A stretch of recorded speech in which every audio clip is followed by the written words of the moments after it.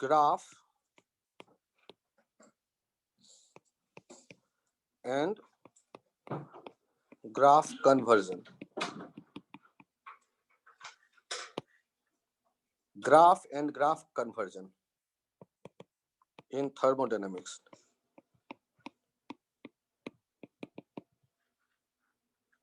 ये चेक करिए कि आप जब बात करते हैं और कहते हैं कभी आइसोकोरिक प्रोसेस, तो आइसोकोरिक प्रोसेस कहते ही आपके दिमाग में क्या आ जाता है? V constant. V कांस्टेंट आते ही दिमाग में आ जाता है dW0 और फिर आप लिखते हैं dQ बराबर du, और du कोई भी प्रोसेस हो तो वो लिखा जाता है NF/2R dt, या इसी को हम ये भी लिखते हैं NCV dt। एक पार्ट। अब V कांस्टेंट का ग्राफ कैसे बनेगा? तो ध्यान से देखिए, यदि ये VT का कर्व होता तो ये ऐसे आप V कांस्टेंट का ग्राफ बनता देखते। क्यों? तो सोचो, यदि वेलोसिटी वॉल्यूम कांस्टेंट है तो यहाँ टेम्परेचर के बदलने के साथ भी वॉल्यूम तो फिक्स बना हुआ है, तो हम लोग क्या कहते?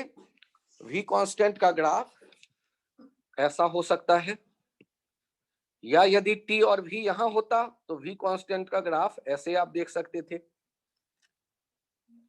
यदि आप P और V का ग्राफ बनाते तब भी ऐसे देख सकते थे, या फिर V और P का ग्राफ बनाते तब भी ऐसे देख सकते थे। सर कैसे आप बना रहे हो ये ग्राफ? तो सोचो ना, यदि x = 5 का हमें ग्राफ बनाना हो तो कैसे बनाते हैं? x = 5 वाले पे एक वर्टिकल लाइन खींच देते हैं। यदि v = 10 लीटर पे हमें एक ग्राफ बनाना है तो v = 10 पे जाके हम लाइन खींच देंगे हॉरिजॉन्टल। तो यदि वॉल्यूम वर्टिकल एक्सिस पे है तो वो जो V10 मिलेगा मुझे वर्टिकल एक्सिस पे, वहां से मैं हॉरिजॉन्टल लाइन खींचूंगा। उसी तरह यदि x एक्सिस पे भी है तो V10 मुझे x एक्सिस पे मिलेगा और वहां लाइन जो खींचूंगा वो वर्टिकल हो जाएगा। तो आप ये कांस्टेंट वाले ये सारे ग्राफ देख रहे हैं। एक परेशानी कहां है कि हमारे सामने ये कर्व भी आ गया, ये कर्व आ गया, इन्हें आप चेक करिए P और V का, P और T का। तो P और T का जब कर्व आ गया तब हम टेंशन में आ गए, यार यहाँ तो V दिख ही नहीं रहा, अब ग्राफ कैसे बनाएं? तो अब ग्राफ कैसे बनाएं उसको एनालाइज करते हैं। ये तो मैंने ओरिजिन से जाने वाला स्ट्रेट लाइन बना दिया। क्यों बना दिया? तो गौर करिए, PV = क्या होता है? NRT। P = क्या लिख रहे हैं आप? NR/VT। और यदि हम कहते हैं कि वॉल्यूम कांस्टेंट है, क्या ये वैसा नहीं दिख रहा है जैसे y = mx हो? तो यदि y = mx जैसा ये ग्राफ दिख रहा है P और V का रिलेशन, P के बदले मैंने क्या लिख दिया? P के बदले रख दिया मैंने y और T के बदले रख दिया मैंने x। ठीक है, तो P के बदले रख दिया मैंने y और T के बदले रख दिया मैंने x, तो y = mx जैसा ये रिलेशन आ गया। इसलिए ओरिजिन से जाने वाला स्ट्रेट लाइन। और यहां स्लोप किसको रिप्रेजेंट कर रहा होगा? यदि यहां थीटा होता तो tan थीटा को हम क्या कह देते हैं? स्लोप। tan थीटा को कह देते हैं स्लोप। और ये जो स्लोप हो जाता, ये स्लोप किसके बराबर आ जाता? स्लोप बराबर आ जाता tan थीटा = NR/V। परफेक्ट, बहुत बढ़िया केतव।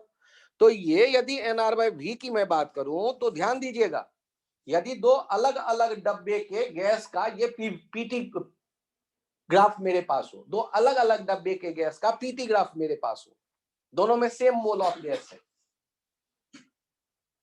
तो उनके जिनके वॉल्यूम ज्यादा था का स्लोप क्या हो जाएगा? कम बनेगा। तो स्ट्रेट लाइन ओरिजिन से जाने वाला। तो आप उसके लिए तैयार हो जाइए कि यदि हमारे सामने में दो पीटी ग्राफ आ जाए, एक ये और दूसरा ये, इन दोनों में आपसे कहें 1 और 2 में कौन से पीटी ग्राफ, यदि सेम मोल ऑफ गैस हो दो अलग अलग डब्बे में, तो किस डब्बे का वॉल्यूम ज्यादा होगा? 1 वाले डब्बे का या 2 वाले डब्बे का? जो भी है वॉल्यूम हो तो कांस्टेंट है क्योंकि ओरिजिन से जाने वाला है। तो याद करिए, जिसका स्लोप ज्यादा उसका वॉल्यूम कम। क्यों? अरे NR/V है यार, चेक करो ना। स्लोप इक्वल्स टू क्या लिखा है ऊपर में? स्लोप इक्वल्स टू लिखा है tan थीटा NR/V ना। तो जिसका स्लोप, अब स्लोप कैसे देखते हैं, ध्यान से देखिए। एक काम करिए, इस पे स्लाइड करने का मजे लीजिए। मान लीजिए ये इंक्लाइंड प्लेन है और इस पे आप स्लाइड करते हो, तो इन दोनों पे स्लाइड करने की सोचो तो किस पे ज्यादा मजा आएगा? स्लोप किस में ज्यादा स्लाइड करने में मजा आएगा? 1 या 2? तो 1 वाले में स्लोप ज्यादा है ना। वर्टिकल प्लेन में देखो ना, 1 वाले पे यदि कोई स्लाइड करता है तो 1 वाले पे स्लाइड करने में ज्यादा मजा आएगा, 2 वाले पे स्लाइड करने से उसका स्लोप ज्यादा है। या आप ये कह सकते हो थीटा ज्यादा है तो tan थीटा ज्यादा है, इसलिए स्लोप ज्यादा है। तो फिर से मैं एक बार बात करूं आपसे कि यदि हम कह दें वॉल्यूम कांस्टेंट, तो वॉल्यूम कांस्टेंट के ग्राफ कौन कौन से दिख रहे हैं? यदि ये VT ग्राफ है, ये TV ग्राफ है, ध्यान देना, ये PV ग्राफ है, ये VP ग्राफ है, और ये PT ग्राफ है, और ये TV ग्राफ है, सॉरी TP ग्राफ है। तो इन सारे ग्राफ, इससे ज्यादा और क्या ग्राफ सोच सकते हैं? सोचिए, सारे के सारे एक बार बना करके देखिए।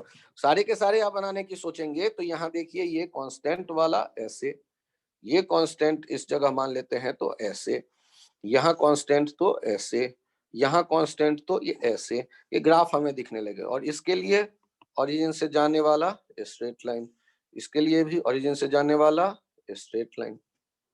हाँ ध्यान रखिएगा, ये जो था ना, P इक्वल्स टू क्या लिख देते आप? P इक्वल्स टू लिख देते NR/VT, ये Y इक्वल्स टू MX जैसा हो जाता। यहाँ स्लोप जो हो जाता, ये हो जाता NR/V। जबकि यहाँ PV इक्वल्स टू NRT को ध्यान से देखिए, T बराबर क्या लिख देंगे? V/NR into P। यहाँ से Y एक्सिस पे T है, Y इक्वल्स टू MX। यहाँ जो स्लोप होगा TP ग्राफ में, ये हो जाएगा V/NR। तो यदि हम टीपी ग्राफ की बात करेंगे तो स्लोप डायरेक्टली प्रोपोर्शनल होगा V के, जिसका स्लोप ज्यादा उसका V ज्यादा। ये पॉइंट मैं एक बार और समझाता हूँ 11th के बच्चों को। स्लोप में यदि थोड़ी, अच्छा ये बताओ, coordinate geometry Y equals to MX सब जानते हो? अरे Yes, आप नाम बताना अपना नाम। शिवेंद्र,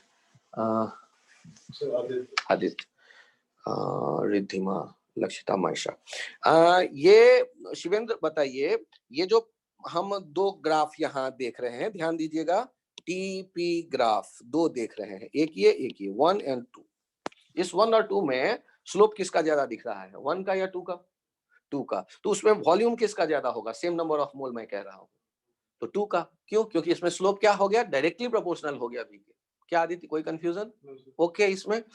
तो हम लोग ये देख रहे हैं, ये स्लोप जो वर्ड है ना, ये y एक्सिस पे क्या है और x एक्सिस पे कौन सा क्वांटिटी है, इन पे निर्भर कर रहा है।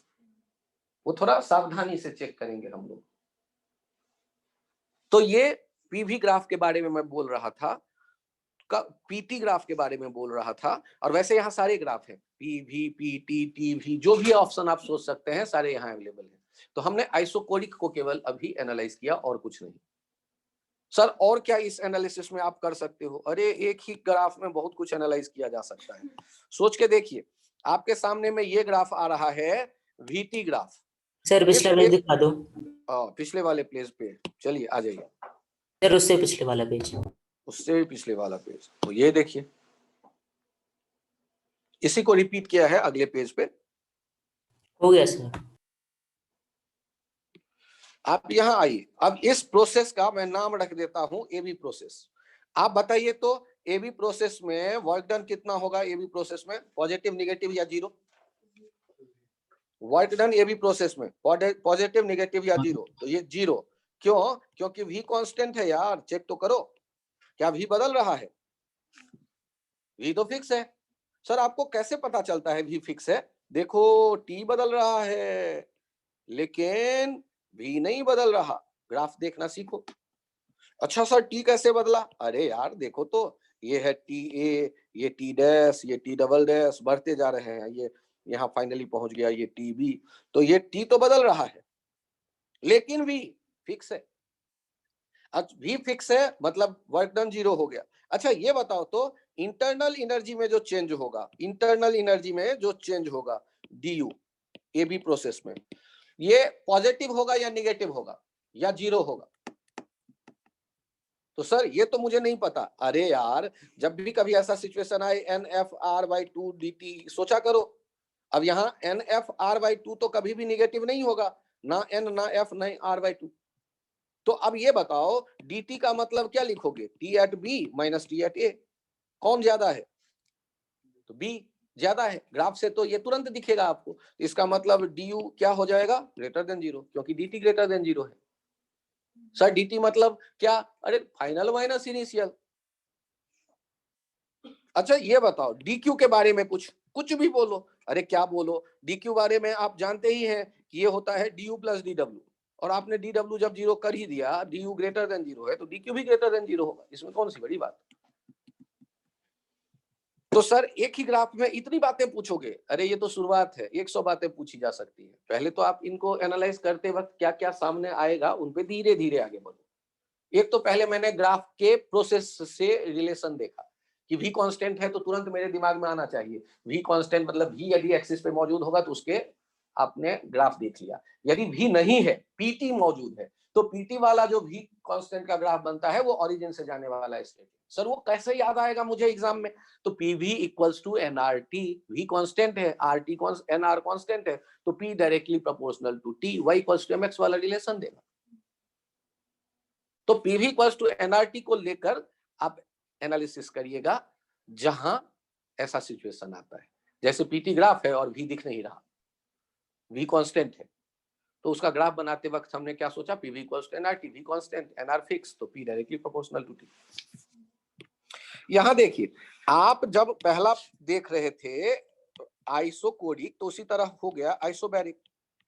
आइसोबैरिक प्रोसेस कहते ही आपके दिमाग में आ गया पी कांस्टेंट, और पी कांस्टेंट कहते ही आप यदि ग्राफ पे फोकस कर रहे हैं, बाकी चीजों पे उतना ज्यादा नहीं है ध्यान, तो बस इनको देखिए कौन कौन से ग्राफ की बात करने वाला हूं। पी, ध्यान से देखना, T P V, T V, T P, V P, T V, V T. Check करिए, ये सारे ग्राफ हमें बनाने हैं। और कांस्टेंट क्या है? तो पी कांस्टेंट है। यदि पी कांस्टेंट है तो ग्राफ कैसा बनेगा? देखो यहाँ पी मतलब पी नॉट मान लो फिक्स, कांस्टेंट ये ऐसे बना, पी कांस्टेंट ऐसे बना, पी कांस्टेंट ऐसे बना, पी कांस्टेंट ऐसे बना। सर तो एरो हमेशा आप ऐसे आगे बढ़ता दोगे? नहीं, जरूरी नहीं है, वो कम करता भी दे सकते हैं यदि सर्कमस्टेंसेस कुछ ऐसा है। इंटरप्रेट करना मैं उसको भी बता दूंगा, लेकिन बनेगा तो यही स्ट्रेट लाइन जो दिख रहा था। अब ये टीवी ग्राफ बना रहे हो तो मुझे पता है एक relation PV equals to NRT, और मुझे ये भी पता है टी बराबर P by N R into V. तो ये कैसा दिखने लगा? y equals to M X. तो ये भी जो ग्राफ बन गया ओरिजिन से जाने वाला स्ट्रेट लाइन, और स्लोप किसके प्रोपोर्शनल हो गया? स्लोप हो गया p by N R. Slope क्या हो गया? p by N R. और यदि दूसरे केस में आप देखोगे तो यहाँ जो स्लोप हो जाएगा वो हो जाएगा, ये टी भी बना रहे थे ना, N R by P. Sir इसको कैसे आपने जल्दबाजी में लिख दिया? ये देखो P V equals to N R T, चूंकि पी कांस्टेंट है, वी वाई एक्सिस पे रखना है मुझे, N R by P T. तो ये देख लो ना, Y equals to M X, Y equals to M X. यहाँ पर स्लोप कितना हो गया? N R by P.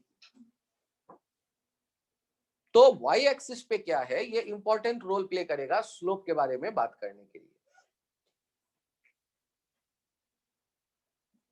यहां तक में आप कंफर्टेबल हो तो बड़ी खुशी की बात, और टेंशन में हो तो घबराइए नहीं।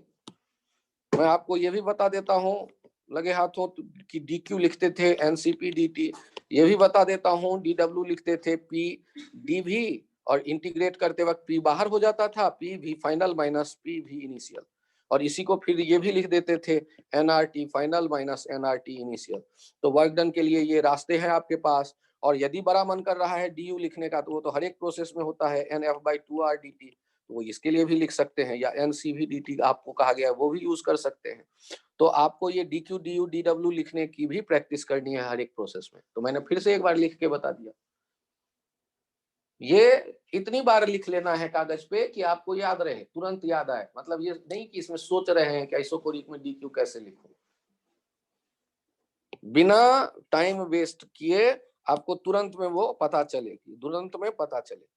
तो आइसोकोरिक हमने देखे, यहाँ आइसोबैरिक प्रोसेस के बारे में हमने चर्चा की।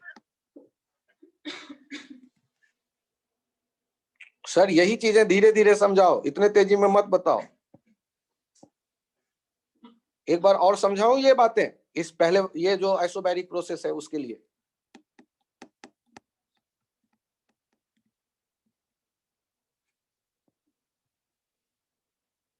दुष्यंत आप थोड़ा लेट ज्वाइन किए हैं। नो सर, अभी डिस्कनेक्ट हो गया था सर, वापस कनेक्ट किया। अच्छा ठीक, ये समझ में आ गया जो अभी स्क्रीन पे है? Yes sir. किसी को डाउट हो तो पूछें प्लीज। सर डाउट, एक बार पता तो चले कि टॉपिक कौन सा है। अरे थर्मोडायनामिक्स पढ़ रहे हैं यार, केटीजी एंड थर्मोडायनामिक्स मिक्स होकर के मेरे पास चैप्टर है, अलग अलग कोई चैप्टर नहीं है। HC वर्मा में इसके 3 चैप्टर हैं, केटीजी अलग, उसके केवल 42 क्वेश्चन तक आप बनाइएगा, ड्यू पॉइंट और बहुत से कुछ हैं जो अपने सिलेबस में नहीं है। उसके बाद दूसरा चैप्टर है थर्मोडायनामिक्स के नाम से, और तीसरा चैप्टर है एडियाबैटिक प्रोसेस के नाम से, और तीनों मिला करके अपने पास केवल एक आइडिया है, केटीजी एंड थर्मोडायनामिक्स। जो आप देखते हैं आइसोबारिक, आइसोकोरिक, आइसोथर्मल प्रोसेस, ये सारा केटीजी के चैप्टर में कहा जाता है, डिस्कस होता है। लेकिन मेरे पास ऐसा कुछ नहीं है, हम सब मिलकर एक साथ देख रहे हैं। जैसे आप कहते हो डिग्री ऑफ फ्रीडम, ये केटीजी में है। जैसे आप कहते हो VRMS, ये केटीजी में है। जैसे आप कहेंगे एवरेज वेलोसिटी 0 होता है गैस के मॉलिक्यूल का, वेक्टर सम n से डिवाइड करने पर, क्योंकि करोड़ों मॉलिक्यूल है, तो वो केटीजी के चैप्टर में आएगा। काइनेटिक थ्योरी ऑफ गैसेस में law of equipartition of energy आता है। काइनेटिक थ्योरी ऑफ गैसेस वाले चैप्टर में एक और वेलोसिटी आता है, मोस्ट प्रोबेबल वेलोसिटी, उनके बारे में आगे चर्चा कर लेंगे। फिलहाल ग्राफ खेलते हैं, ग्राफ खेलते हैं वापस। तो इसमें तीसरा पार्ट आता है ना, ये आ गया आइसोथर्मल प्रोसेस, और ये कहते ही आपके दिमाग में आ गया T कांस्टेंट। T कांस्टेंट कहते ही अब देखिए TV, next PT, TP, VT, PV, VP। इतने ग्राफ मेरे दिमाग में आए। ध्यान से देखिए, T कांस्टेंट तो T का एक खास वैल्यू, T कांस्टेंट तो T का एक खास वैल्यू, T का एक खास वैल्यू, T का एक खास वैल्यू, और यहां लफड़ा है ये ऐसे। सर इसमें क्यों नहीं ओरिजिन से जाने वाला स्ट्रेट लाइन आपने बनाया? बड़ा अच्छा क्वेश्चन। PV इक्वल्स टू आप देखिए ना nRT। यदि आप कहते हैं PV कांस्टेंट, T कांस्टेंट, तो T कांस्टेंट तो ये nRT कांस्टेंट, तो PV कांस्टेंट। PV कांस्टेंट का क्या मतलब हुआ कि यदि एक टुकड़ा बढ़ेगा तो दूसरा टुकड़ा क्या होगा? कम। तो PV कांस्टेंट एक स्पेशल कर्व होता है, XY कांस्टेंट एक स्पेशल कर्व होता है, जिसे आप कहते हैं XY कांस्टेंट एक स्पेशल कर्व होता है, जिसे आप कहते हैं रेक्टेंगुलर हाइपरबोला।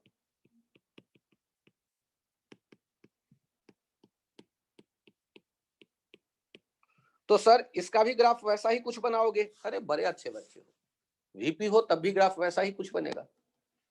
सर ये हाइपरबोला क्या होता है? फिर तो मैं रेक्टेंगुलर हाइपरबोला की बात करूं। अरे क्यों नहीं, क्यों नहीं, ये है सर्किल, ऐसा होता है तो ये हो जाता है एलिप्स। और यदि ये एक तरफ एक्स एक्सिस को घेरने वाला ऐसे बढ़ता जाता है इनफाइनाइट तक जाने वाला कर्व, इसको कहते हैं पैराबोला। और ऐसे ही यदि दोनों तरफ जाने वाला होता है तो इसको कहते हैं हाइपरबोला। और जब हम बात करते हैं रेक्टेंगुलर हाइपरबोला के लिए, तो ध्यान दीजिएगा, ये एक्स और वाई एक्सिस देखिए, उनके बीच में ये फर्स्ट और थर्ड क्वाड्रेंट में बनता है, इसे कहते हैं रेक्टेंगुलर हाइपरबोला। तो नेगेटिव की तरफ हम नहीं जाएंगे, क्योंकि नेगेटिव, कभी ये बोलते हो आज मैंने -2 लीटर पानी पिया है दिन भर में ना, तो नेगेटिव वॉल्यूम पॉसिबल नहीं है। नेगेटिव वॉल्यूम का मतलब कुछ अजीब, तो नेगेटिव वॉल्यूम नहीं पॉसिबल है, नेगेटिव प्रेशर भी नहीं पॉसिबल है। नेगेटिव प्रेशर कैसे होगा? प्रेशर तो कुछ ना कुछ आप इंपोज कर रहे हो तो वो 0 होगा या कुछ आप अप्लाई कर रहे हो, नेगेटिव प्रेशर का कोई सेंस नहीं बनेगा। तो इसीलिए हम क्या करते हैं, जब रेक्टेंगुलर हाइपरबोला बनाते हैं तो इसके जो दूसरे क्वाड्रेंट में आने वाला है जोड़ीदार, उसको गायब कर देते हैं, क्योंकि उसकी कोई नीड यहाँ नहीं है। लेकिन जो मैथमेटिक्स में रेक्टेंगुलर हाइपरबोला होगा उसका वो पेयर होना चाहिए, वो एक डमरू का एक तरफ और फिर वो दूसरी तरफ। सर इनमें नाम एक बार बताना, ये सर्किल, ये एलिप्स, ये पैराबोला और ये हाइपरबोला यहां जो है, और इसका नाम है रेक्टेंगुलर हाइपरबोला। ये यहां जो देख रहे हैं रेक्टेंगुलर हाइपरबोला। आप सबको पहचानने की कोशिश करिए। फिर से मैं बात करता हूं, यदि आपसे कहा गया है ना टी कांस्टेंट आइसोथर्मल, तो याद करो डी क्या हो गया, 0, सेंस dt 0। dt 0 है तो ये इंटरनल एनर्जी तो बदला ही नहीं। इंटरनल एनर्जी का चेंज पाथ पे डिपेंड नहीं करता, वो इनिशियल और फाइनल टेम्परेचर यदि वो सेम है तो इसका मतलब ये dt 0। अब यदि मैं बात करता हूं नेक्स्ट dq के लिए, तो याद करो ये हमने लिखा था du प्लस dw, ये du 0 कर दो उससे काम चल जाता था। यदि मैं dw की बात करता था तो क्या आता था, p dv, p के बदले लिख देते थे nRT बाई v dv और इंटीग्रेट कर लेते थे। इंटीग्रेशन में nRT बाहर आ जाता था क्योंकि कांस्टेंट है, dv 1 बाई v, ये हो जाता था nRT natural logarithmic ln v final by v initial. ये ध्यान रखिएगा। और यदि लॉग को बेस 10 में बदलते थे तो प्रोडक्ट में आता था 2.303 nRT log v final by v initial. और t कांस्टेंट होता था तो pv भी कांस्टेंट होता था क्योंकि pv इक्वल्स टू nRT, ये भी कांस्टेंट होता था। तो हम लोग लिखते थे p initial v initial equals to p final v final. तो यदि v final by v initial देखेंगे तो वो हो जाएगा p initial by p final. तो यदि कभी वर्क डन लिखना है तो वो हम ये भी लिख सकते थे nRT log v final by v initial की तरह nRT log v p initial by p final. और ऐसे ही फिर यहाँ 2.303 वाला भी लिख सकते हैं, 2.303 nRT log p initial by p final. तो सर ये तो आप ग्राफ एनालिसिस करते करते फर्स्ट लॉ के टुकड़े क्यों बताने लगते हो? अरे मैं उसे भी तो याद रखना चाहता हूँ कि dq क्या, du क्या, dw क्या। ये बार बार प्रोसेस के साथ आप सोचें। ये जो रिलेशन आता है ना, हाँ ये जो रिलेशन आता है इस रिलेशन को कहते हैं process equation. v final by p या v final by v initial equals to p initial by p final, या फिर इसे कहते हैं process equation p initial v initial equals to p final v final, या फिर pv इक्वल्स टू कांस्टेंट को कहते हैं प्रोसेस इक्वेशन। pv कांस्टेंट अपने आप बता देगा p1 v1 equals to p2 v2। तो ये इनका नाम है प्रोसेस इक्वेशन। इस तीनों को किसी को भी कह सकते हैं प्रोसेस इक्वेशन, क्योंकि तीनों एक ही तो बात है, मैथमेटिकल मैनिपुलेशन है, तीनों है तो वही p और v का रिलेशन। पीछे वाले पेज को देखना है, यस सर। चेक करिए। आइसोथर्मल प्रोसेस में टी कांस्टेंट, तो टी कांस्टेंट के लिए ग्राफ, जिनको ये टी कांस्टेंट का मीनिंग नहीं समझ में आए वो ध्यान दीजिएगा ना। यदि मैं कहता हूं कि टेम्परेचर फिक्स है टी नॉट एक प्रोसेस में, तो टी नॉट पर आकर के हॉरिजॉन्टल लाइन खींच दो, क्योंकि इस लाइन के आगे बढ़ने के साथ साथ टी नॉट नहीं बदल रहा है, वी तो बदल रहा है, v1 v2 v3 होता जाएगा, लेकिन टी फिक्स है। ऐसे देखते हैं यदि कोई कांस्टेंट रहता है तो। और एक्स वाई कांस्टेंट का अलग से सोचकर याद रखते हैं। और इस ग्राफ को रेक्टेंगुलर हाइपरबोला नाम है और इसको कहते हैं आइसोथर्म। आइसोथर्म क्यों कहते होंगे सोचो तो, क्योंकि टेम्परेचर कांस्टेंट है, तो इसके लिए नाम दे देते हैं आइसोथर्म। यहां जो आप देख रहे हैं ना ये ग्राफ रेक्टेंगुलर हाइपरबोला, इस रेक्टेंगुलर हाइपरबोला को कहते हैं आइसोथर्म।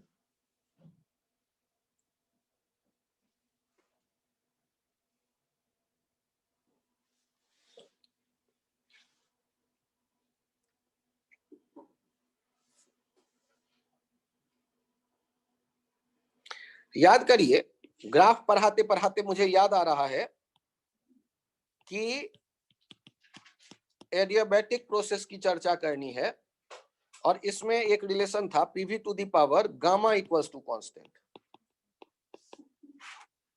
यहां थोड़ा सा मैथमेटिक्स अप्लाई करते थे और मैथ अप्लाई करके हम लोगों ने देखा था DP equals to P by V gamma P by V minus DV by we.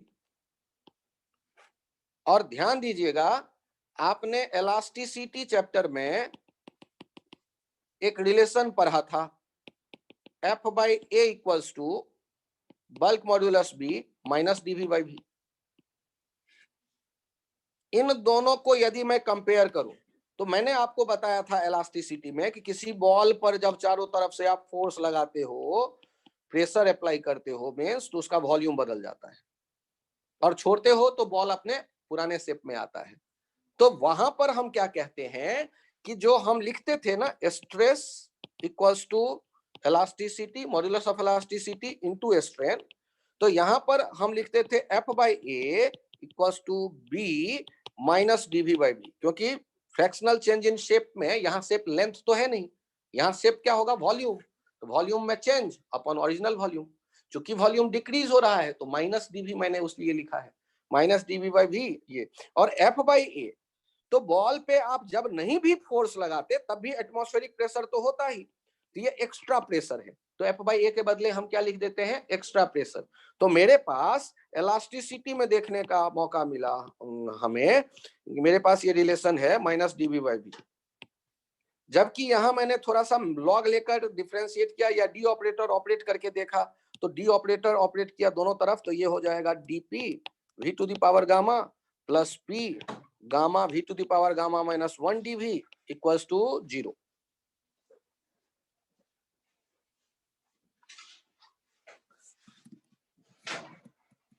यहां पर आप चेक करिए, इसी से हम इस फॉर्मेट में पहुंच जाएंगे, DP equals to gamma P by we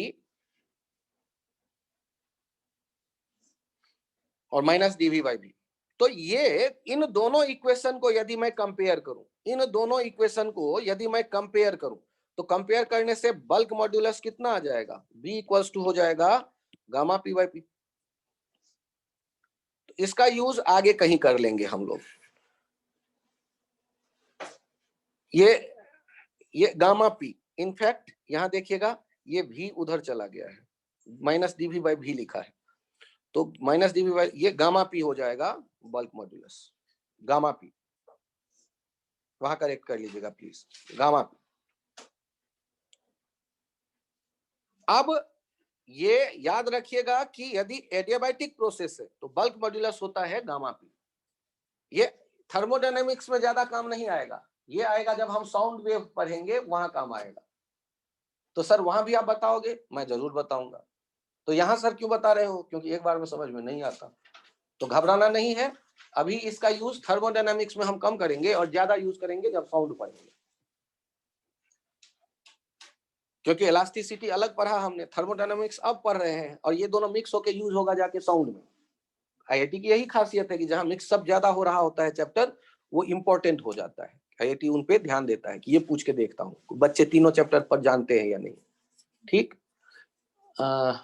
love Aryan, Aryan बालक अपना 3 बजे से आज का संडे वाला, अब आगे से हर एक दिन ध्यान रखिएगा, तो थोड़ा सा टाइम अपने को मिल जाएगा 3 से 4, ठीक ना।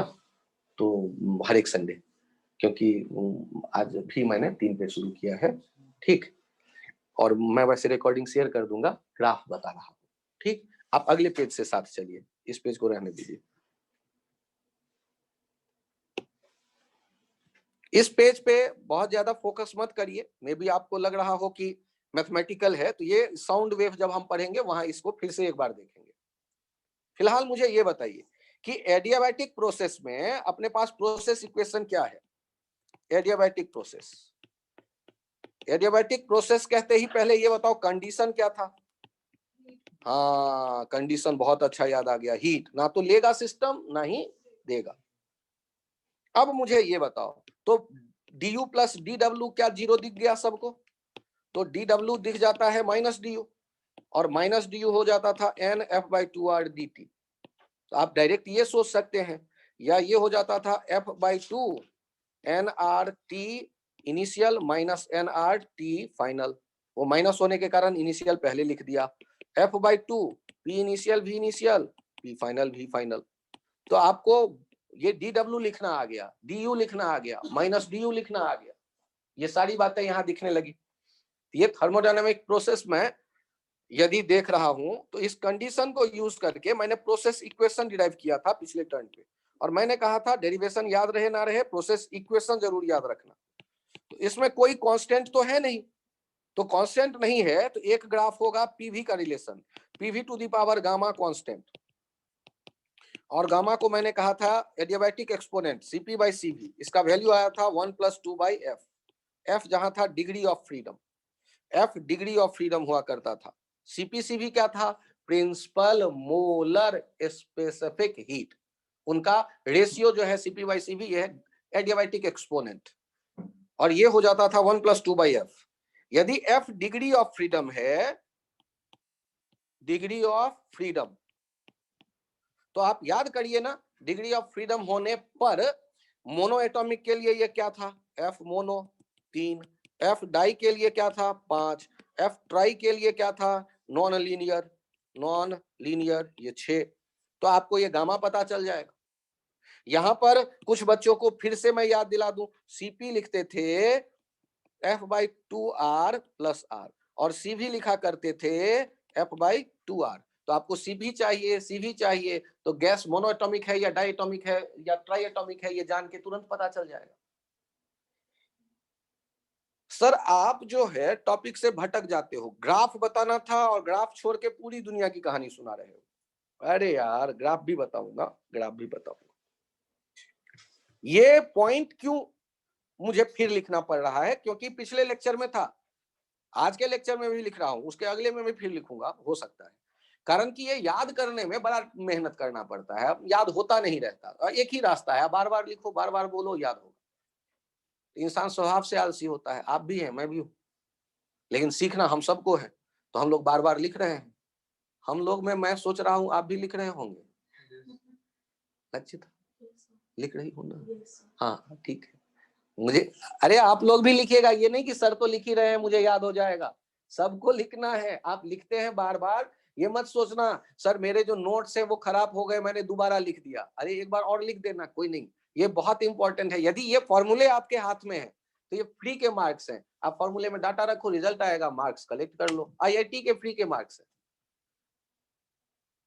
तो सर इसमें टेंशन कहाँ है? केवल इतना है, 200 क्वेश्चन, 200 फॉर्मूले हैं, याद किसी को नहीं रहता। तो जब एग्जामिनर पेपर बनाता है तो उसको पहले पता रहता है बच्चे तो गलत करने ही वाले हैं, क्योंकि फॉर्मूला पढ़ेगा कौन? नहीं पढ़ते सब हैं, फिर याद कौन रखेगा? कुछ बच्चे याद रखते हैं, जो याद रखते हैं उनके मार्क्स आ जाते हैं। सर आप कैसे याद करते हो? अरे मैं कहाँ याद करता हूँ यार, मैं तो आपके सामने देखो बार बार डिराइव कर रहा हूँ, और आप भी यही करो, आपको भी याद हो जाएगा।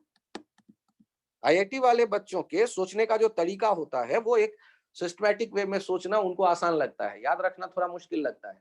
लेकिन आप यदि सिस्टमैटिक सोचने के तरीके को रिपीट कर दें ब्रेन में बार बार, तो आपको रिजल्ट भी दिखता रहता है, क्योंकि स्टेप सारे दिखते हैं, रिजल्ट भी दिखता है। और IIT आपसे एक्सपेक्ट करता है कि आप डिटेल को देखें, क्योंकि बीच के किसी पॉइंट का कोई क्वेश्चन सेट होगा तो आपके लिए वो आसान लगेगा, क्योंकि आपने डेरिवेशन को देखा है, बार बार किया है उस डेरिवेशन को यूज। सर ग्राफ पढ़ाते पढ़ाते इतनी कहानी क्यों सिखा रहे हो? देखो एक पेज में पीछे आया, जहां पर मैंने प्रोसेस का इक्वेशन देखा, पीवी वाला, उस इक्वेशन को ध्यान से देखो। फिर मैंने उस इक्वेशन का ये फॉर्मेट से इलास्टिसिटी को रिलेट किया, जिसको अभी ब्लू कलर से मैंने घेरा है, और वहीं से मैं ग्राफ एनालिसिस के लिए एक आइडिया उठा के लाता हूं, स्लोप। स्लोप हम जानते हैं पीवी ग्राफ का dp/dv, और ये कितना आ रहा है? Minus gamma p/v।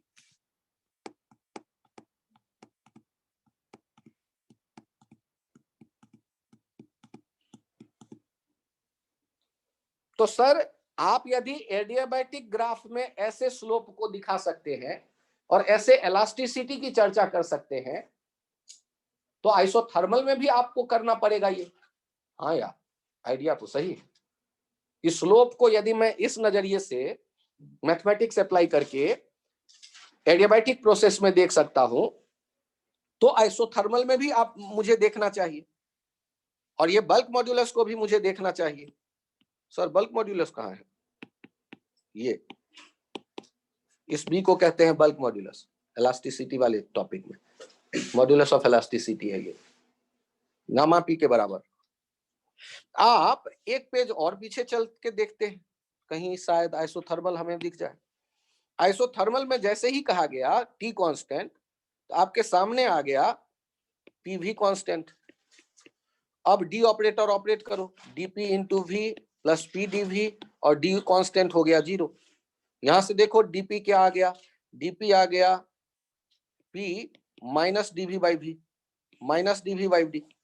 और यदि हम इसको कंपेयर करते हैं, यदि मैं इसको कंपेयर करता हूं इलास्टिसिटी वाले टॉपिक से, F by A equals to B minus DV by V, इन दोनों को कंपेयर करता हूं तो बल्क मॉड्यूलस कितना आ जाता है? आइसोथर्मल बल्क मॉड्यूलस आ जाता है पी के बराबर। तो सर एडियाबैटिक बल्क मॉड्यूलस कितना आया था? गामा पी आया था, और ये आता है पी। और यहीं से यदि आप स्लोप एनालिसिस में आते हो, यदि यहीं से स्लोप के बारे में चर्चा करते हो, तो देखो यहाँ क्या आएगा, डीपी बाई डीवी आ जाएगा माइनस पी बाई वी। अरे सर तो एडियाबैटिक में क्या था? तो वहां चेक करो, वहां था slope gamma minus P by V, मतलब गामा टाइम्स ज्यादा था। नेगेटिव को भूल जाओ, मैग्नीट्यूड वाइज चले तो एक है पी बाई वी और दूसरा है गामा पी बाई वी, तो कौन ज्यादा होगा? तो गामा तो 1 से बड़ा होता है, 1 + 2/f। तो जब हम स्लोप की बात करेंगे एडियाबैटिक और आइसोथर्मल में, तो एडियाबैटिक गामा टाइम्स ज्यादा होगा स्लोप। सर ये बात मेरे समझ में नहीं आई, अभी तक तो मैंने ग्राफ ही नहीं देखा है एडियाबैटिक का एक भी, तो आप किस स्लोप की बात कर रहे हैं? ये अच्छा क्वेश्चन है।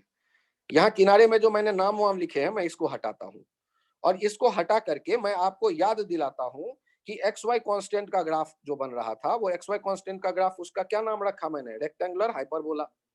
तो ध्यान दीजिएगा, एक्स वाई कांस्टेंट यदि है रेक्टेंगुलर हाइपरबोला, तो एक्स वाई स्क्वायर जो होगा ये भी रेक्टेंगुलर हाइपरबोला का कोई भाई भतीजा होगा, या एक्स क्यूब वाई कांस्टेंट होगा तो ये भी कोई रेक्टेंगुलर हाइपरबोला का भाई भतीजा होगा, मतलब उसी के टाइप का कुछ होगा। अब उसी के टाइप का कुछ होगा, तो जब हमने पीवी कांस्टेंट का ग्राफ बनाया, और जब मैं PV to the power gamma constant का ग्राफ बनाऊंगा, तो ये दोनों भी लगभग एक ही जैसे शेप के होंगे। अब लगभग एक ही जैसे शेप के होंगे तो दोनों में अंतर कैसे करोगे? तो मैं वापस चलता हूं, एडियाबैटिक में आ गया।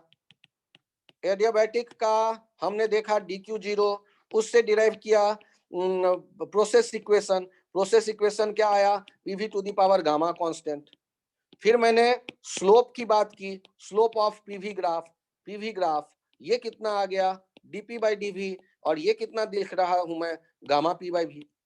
अब यहां गौर करिए, रेक्टेंगुलर हाइपरबोला जैसा हमने बनाया, रेक्टेंगुलर हाइपरबोला जैसे ये बनेगा, और इसका जो हम बात करते हैं ये भी रेक्टेंगुलर हाइपरबोला जैसा, लेकिन इसको रेक्टेंगुलर हाइपरबोला नहीं कहते हैं। हमें अंतर करना ऐसे सीखना है कि ये एक कर्व ये है और एक कर्व ये है। ये देखो 1 कर्व और ये 2 कर्व, इनमें से एक है आइसोथर्मल और एक है एडियाबैटिक। तो बताओ कौन सा आइसोथर्मल होगा और कौन सा एडियाबैटिक होगा? तो आप मुझे बताइए किसका स्लोप ज्यादा दिख रहा है और किसका कम? निगेटिव है, निगेटिव भूल जाओ, मैग्नीट्यूड वाइज किस पे स्लाइड करने में ज्यादा मजा आएगा, 1 पे या 2 पे? तो 1 पे ज्यादा मजा आएगा, तो 1 का स्लोप ज्यादा है तो ये हो जाएगा एडियाबैटिक, और 2 का स्लोप कम है तो ये हो जाएगा आइसोथर्मल, आइसोथर्म। तो ये अंतर करना सीखिए। क्यों? क्योंकि स्लोप जो था एडियाबैटिक में ये था, और आइसोथर्मल का स्लोप आपने अभी अभी देखा था P by V minus P by V, और यहां पर क्या है? Gamma P by V. Sir curve का स्लोप तो हमेशा बदलता है, तो आप किस स्लोप की बात करते हो? कहां के किस पॉइंट के स्लोप की बात करते हो? देखो ये पी और वी तो कॉमन है ना, ये पी नॉट जो ब्लैक डॉट मैंने दिए, ये पी नॉट और ये वी नॉट वाला जो पॉइंट होगा ये तो कॉमन पॉइंट होगा। तो कॉमन पॉइंट पे पी नॉट वी नॉट तो एक जैसा, एक में गामा आ गया एक में गामा नहीं है, तो जिसमें गामा आया उसका स्लोप उस पॉइंट पे ज्यादा दिखेगा। तो उस पॉइंट पे नहीं देख के मैंने पूरे कर्व पे आपको स्लाइड करवा दिया, भाई देख लो किस कर्व पे ज्यादा मजा आता है। जिस कर्व पे स्लोप, जिस कर्व के स्लाइड करने में ज्यादा मजा आता है वो एडियाबैटिक होगा। तो एडियाबैटिक का जो ग्राफ हम देख रहे हैं, एडियाबैटिक ग्राफ थोड़ा सा ज्यादा टिल्टेड होता है, और उसके पीछे का कारण ये बना ना कि जैसे हम कहते, ध्यान से देखिए, ये y axis pv to the power gamma constant, ये y x to the power मान लो स्क्वायर कांस्टेंट है, मान लेते हैं। तो x को यदि मैं डबल कर दूं तो y को 1/4 करना पड़ेगा, बहुत तेजी से y कम होगा। यदि ये होता ऐसा, pv equals to constant, pv equals to constant, तो pv इक्वल्स टू कांस्टेंट होता yx इक्वल्स टू कांस्टेंट। यदि x को मैं डबल कर देता तो y को हाफ करता, लेकिन यदि yx स्क्वायर कांस्टेंट है, pv to the power gamma constant है, तो x को यदि मैं डबल कर दूंगा तो y को 1/4 करना पड़ेगा, तो y में बहुत तेजी से चेंजेज होगा। तो आपकी इस आइडिया को आप ग्राफ में ऐसे देखो, ये देखो ये बहुत तेजी से कम हो रहा है p और v, और मान लो एक देखते हैं ऐसे कम हुआ, तो कौन किस में तेजी से कम होते दिख रहा है? p, v के बराबर। तो जिसका स्लोप ज्यादा दिख रहा है ये हो जाएगा एडियाबैटिक और ये हो जाएगा आइसोथर्मल।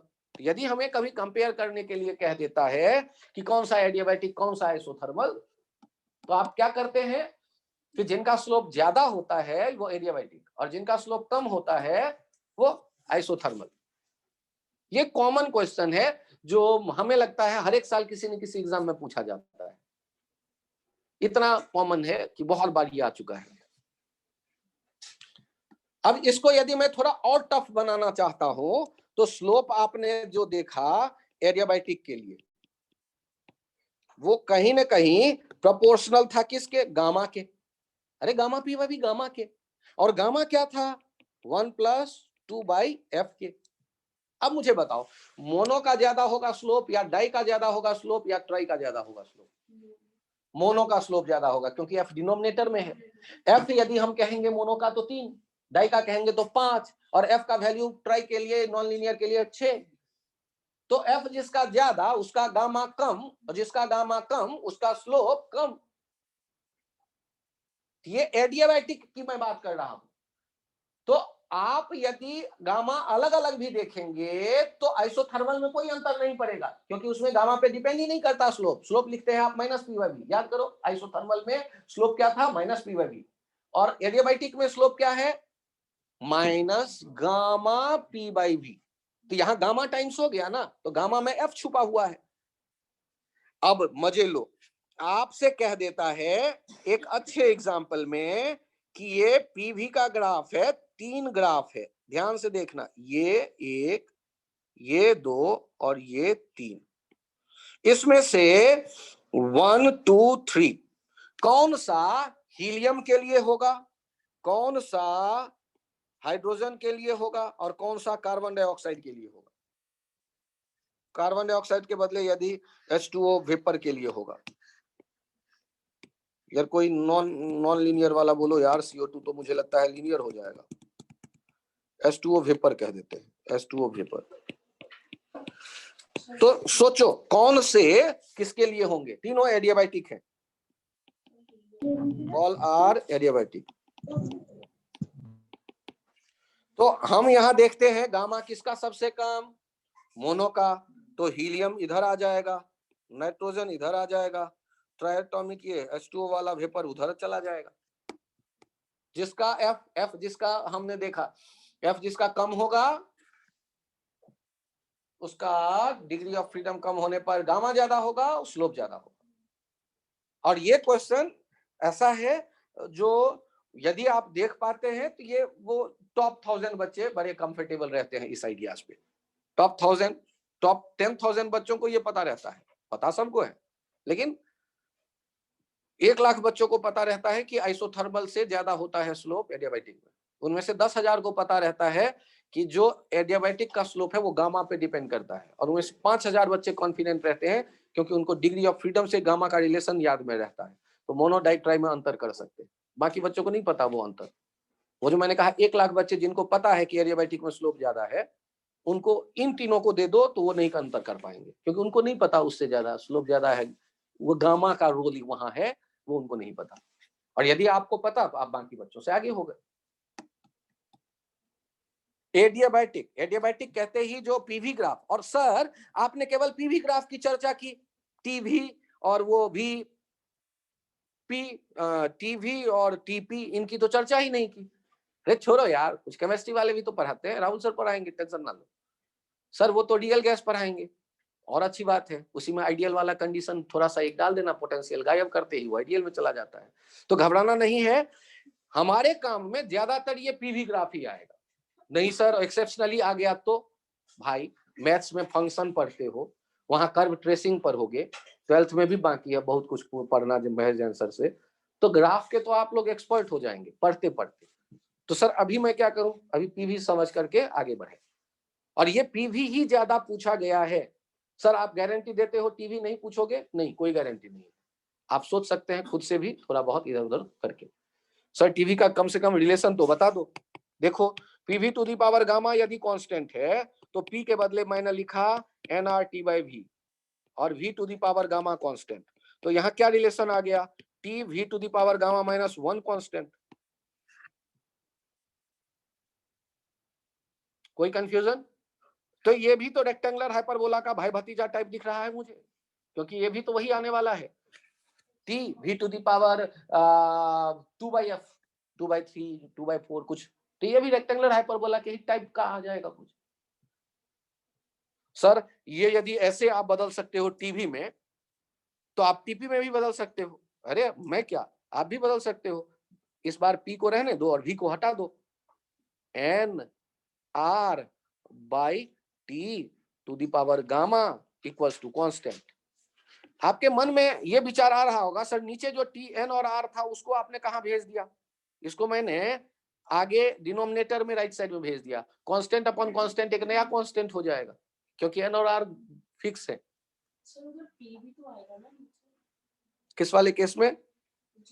अच्छा सॉरी, तो यहाँ पर क्या लिखना चाहते हैं, N R T by P, thank you, N R T by P. तो यहाँ पर हम क्या लिख देंगे, यहाँ पर हम लिख दे सकते हैं पी टू दी पावर या T to the power gamma upon P to the power gamma minus 1 equals to constant.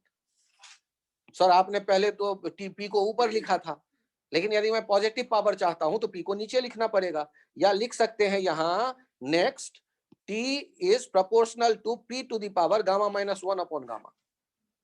अब इसका ग्राफ कैसा बनेगा तो ये भी ढूंढते रहिए, ये डिपेंड करेगा कि डाटा कहां पर क्या आ रहा है। ये पैराबोला का कोई भाई भतीजा टाइप आ जाता है, ये स्ट्रेट लाइन नहीं रहता और ये रेक्टेंगुलर हाइपरबोला नहीं रहता, ये और किसी टाइप का ग्राफ आ जाता है,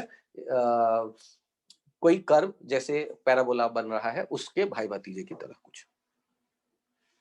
तो ग्राफ के लिए जब हम लोग काम कर रहे होंगे तो एक लेवल तक तो पहले पहुंचो, जैसे पीवी का हम समझ गए, बाकी में धीरे धीरे थोड़ा थोड़ा आगे करेंगे काम, तो वो भी हमारे सामने क्लियर होता जाएगा।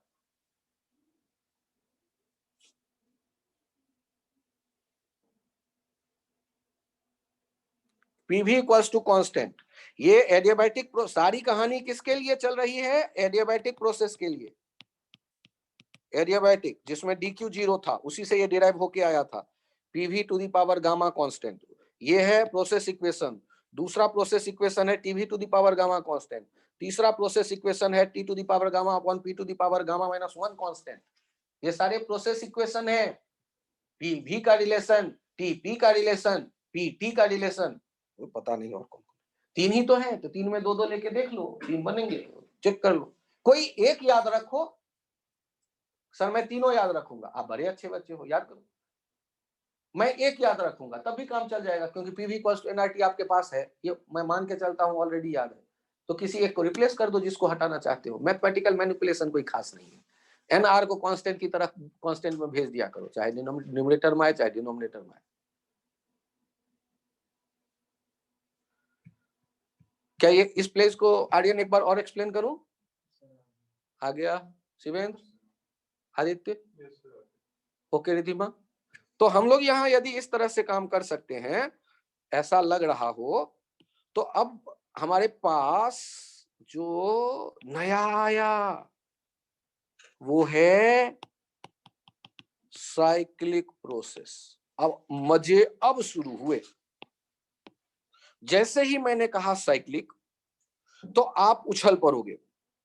और आप उछल पड़ोगे इसलिए क्योंकि आपको पता है साइकिल का मतलब क्या होता है। तो साइकिल का मतलब साइकिल, साइकिल का मतलब कम से कम साइकिल का पहिया, चक्का। यहां चेक करो, ये साइक्लिक प्रोसेस जहां से चलना शुरू किया वहीं वापस आ गए।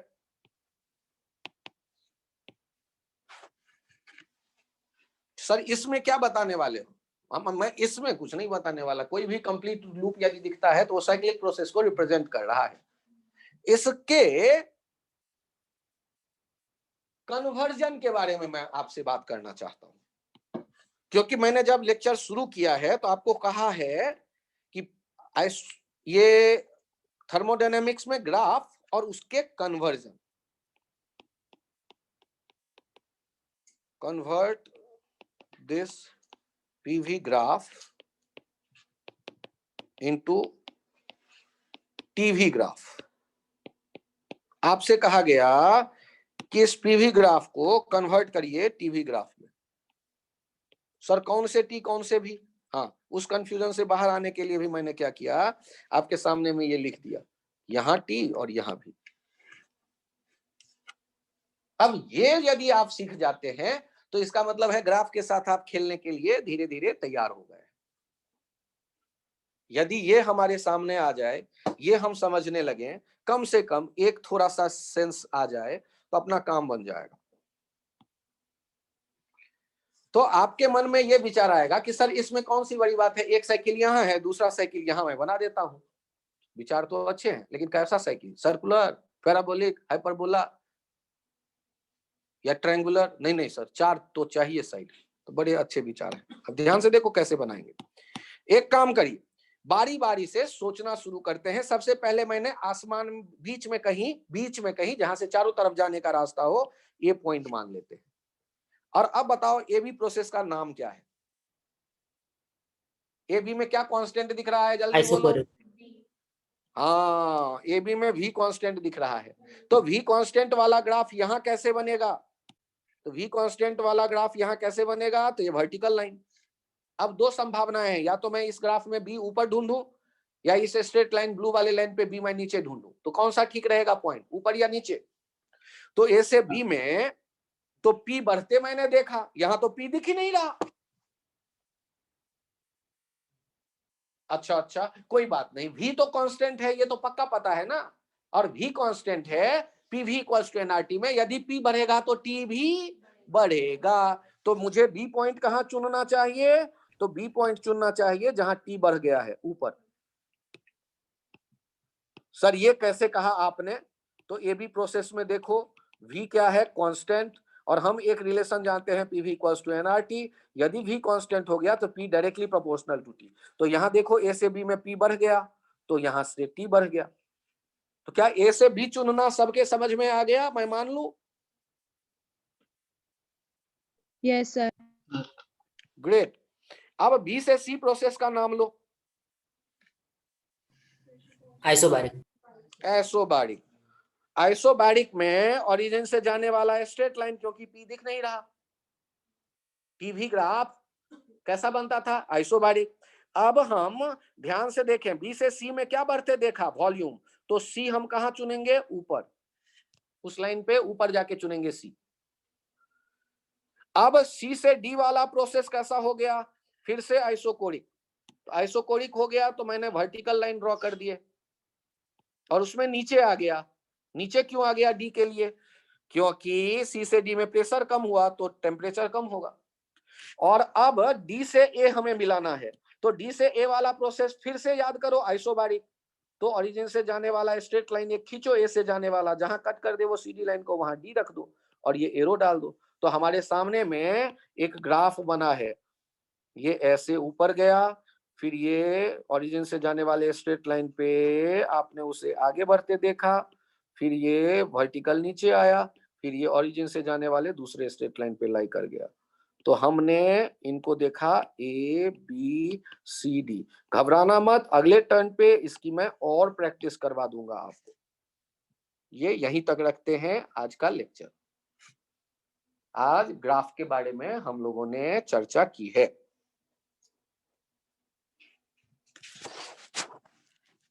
ठीक है,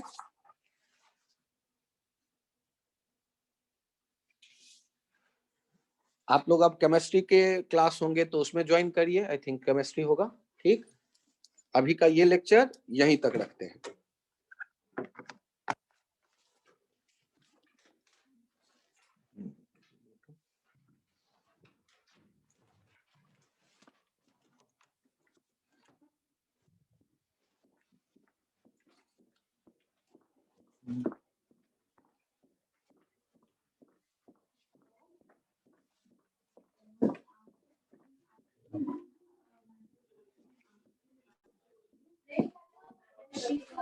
बिल्कुल उसके बोला है बेटा नहीं मैं ये इसलिए जाती थी कि हाँ इस तरह की बातों की वो होती है ना, उसको पढ़ा रहे हैं। अच्छा हाँ, और अपने दिमाग में ये होता है